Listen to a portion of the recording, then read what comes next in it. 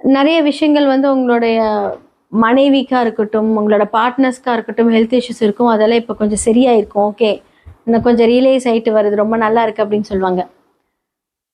செவ்வாய் வந்து பார்த்தீங்க அப்படின்னா, உங்களுடைய 11ஆம் வீட்ல பகையோட வீட்ல இருக்காரு. ஸோ மூத்த சகோதரர்களுக்கு நீங்க என்னதான் செய்தாலுமே, தொழில் அப்படி இல்லாட்டி வந்து பார்த்தீங்க அப்படின்னா, சொத்து சம்மந்தப்பட்ட விஷயத்துல வந்து இந்த இந்த டைம்ல வந்து பிரச்சனை ஸ்டார்ட் ஆயிருக்கும்.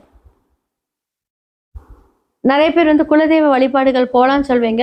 ஸோ கேது அந்த இடத்துல இருந்துட்டு நெறைய தடைகளை குடுப்பார்.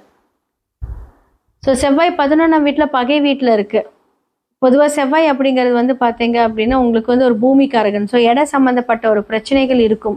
ஸோ குடும்பத்தில வந்து அது உங்களுடைய சொத்து பிரிக்கிறதுக்கான வேலைகள் ஏற்படும்போது அதோட பிரச்சனைகள ஸ்டார்ட் ஆகும். உங்களுடைய வொர்க் மேனேஜ்மெண்ட் சைட்ல வந்து உங்களோட ஹையர் அஃபிஷியல்ஸ் மூலியமாக சில பல தடைகள் உங்களோட ப்ரமோஷன்ஸ்க்கு நீங்க போறீங்கன்னா, அதற்கான தடைகளை இந்த காலகட்டத்தில சந்திப்பீங்க.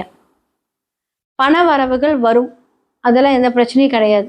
நல்ல சம்பளம், நல்ல வொர்க்கு, நீங்க வொர்க் பண்றதுக்கு உண்டான எல்லாமே வரும். சமுதாய ரீதியான ஒரு விஷயங்கள் வக்கரமா இருந்தாலும் அது நல்லா இருக்கு.